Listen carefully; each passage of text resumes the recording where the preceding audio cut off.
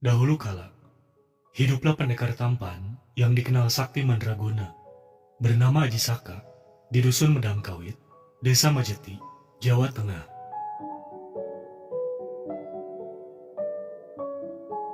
Ia memiliki sebuah keris pusaka dan sorban sakti. Bukan hanya sakti, ia juga rajin dan baik hati. Tak hanya Aji Saka, tiga pendekar lain juga memiliki peran serta kesaktian yang tinggi di tanah Jawa.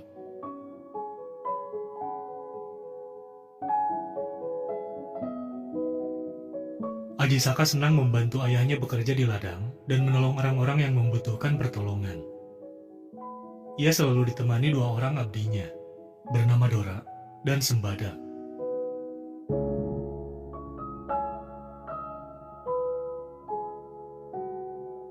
Suatu ketika, Aji Saka meminta izin kepada ayahnya untuk pergi mengembara bersama Dora. Sementara Sembada ditugaskan untuk membawa dan menjaga keris pusaka miliknya ke Pegunungan Kendang. Jauh sebelum dikenal tokoh sakti di zaman kerajaan Hindu, ternyata sudah ada pendekar sakti. Sebut saja di masa kejayaan Majapahit, Pajajaran, Mataram, atau kerajaan lainnya. Ialah Aji Saka. Sosok yang diceritakan ini merupakan pendekar paling sakti mandraguna pertama di Pulau Jawa. Konon, Aji Saka berasal dari India dan menjadi raja pertama di Pulau Jawa. Dijelaskan dari cerita kuno yang menyebutkan Aji Saka di masa lalu masuk ke tanah Jawa. Seiring kedatangannya, perlahan satu persatu makhluk gaib yang berada di Pulau Jawa diceritakan tunduk. Akan tetapi, ada suatu daerah yang tidak bisa dia kuasai, yaitu adalah Alas Purwo.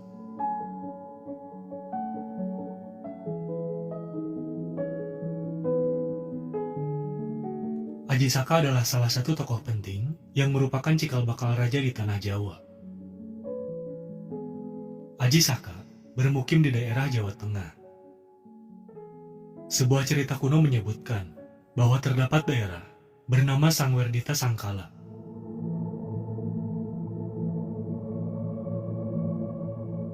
Ia memiliki sebuah selendang yang selalu diikat di kepalanya.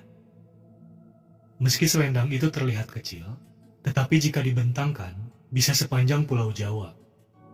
Dan sepanjang selendang itulah tanah yang dapat dikuasai oleh Aji Saka. Dipercaya bahwa Aji Saka mendapatkan wahyu Suryaloka atau wahyu untuk membentuk suatu negeri atau kerajaan, dan keturunannya akan menjadi raja-raja penerusnya.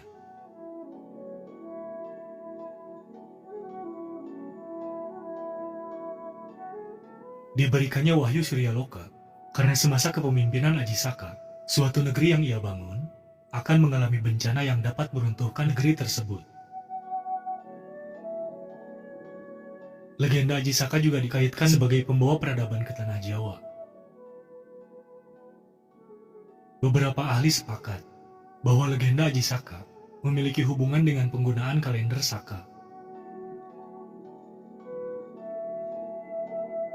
Di Pulau Jawa, Aji Saka menyebarkan perhitungan tarik yang dinamakan Tahun Saka. Dimulai sejak kedatangannya, yaitu tahun 1 Saka atau 78 Masehi.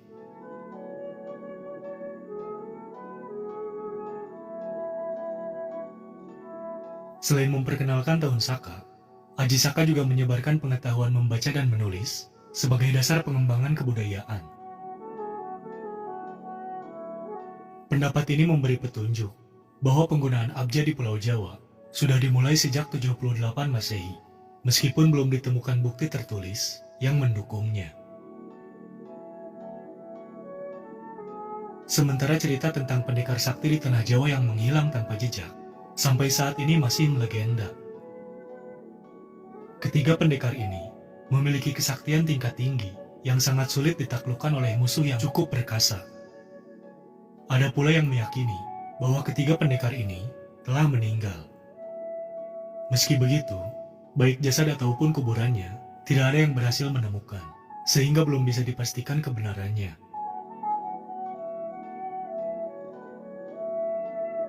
Bahkan, salah satu dari 3 pendekar sakti Tanah Jawa ini diyakini mampu menyatukan Nusantara dengan kesaktian yang dimilikinya pada zaman dahulu.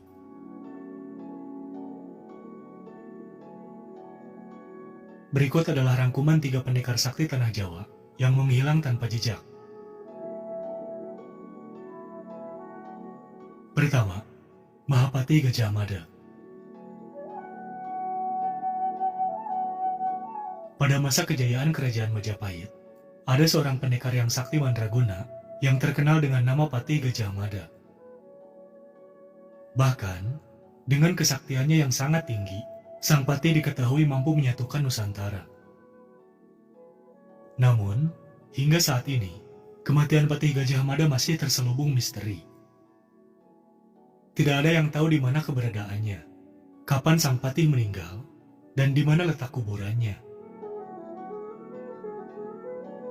Menurut cerita yang diyakini masyarakat, Pati Gajah Mada melakukan semedi untuk melepaskan jiwa dan raganya dari urusan duniawi, dan tidak pernah diketahui bagaimana akhir dari perjalanan hidupnya.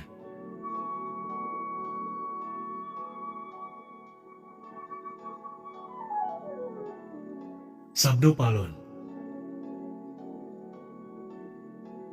Sosok ini merupakan penasehat Prabu Brawijaya V yang terkenal sangat sakti. Pendekar ini memiliki ilmu kanuragan tingkat tinggi yang sangat sulit ditaklukkan oleh lawan. Akan tetapi, seiring dengan runtuhnya Kerajaan Majapahit, Sabdo Palon pun menghilang tanpa jejak. Tak ada yang tahu di mana keberadaannya. Menurut sejarah kuno, pendekar paling sakti ini diyakini belum meninggal dunia. Akan tetapi, ia sedang berada di dimensi lain.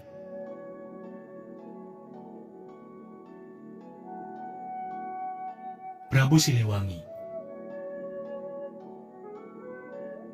Prabu Siliwangi, seorang raja yang terkenal sangat arif dan bijaksana, yang sangat dicintai oleh rakyatnya. Ia memimpin kerajaan Sundagalu dan menjadikannya sangat kuat dan sangat terkenal di Nusantara. Sebagai seorang raja, Prabu Siliwangi juga memiliki kesaktian tingkat tinggi yang tak tertandingi. Konon, sebuah konflik terjadi di kerajaannya, yang kemudian membuatnya menghilang tanpa jejak. Hingga saat ini, tak ada yang mengetahui di mana keberadaannya.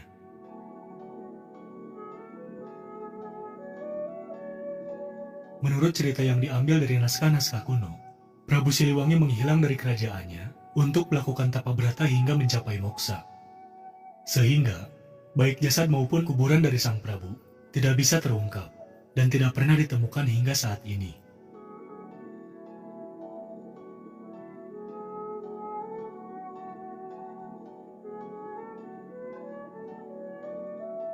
Itulah kisah kedatangan Aji Saka di Nusantara, beserta kesaktiannya. Juga daftar 3 pendekar sakti di Tanah Jawa yang masih belum diketahui keberadaannya.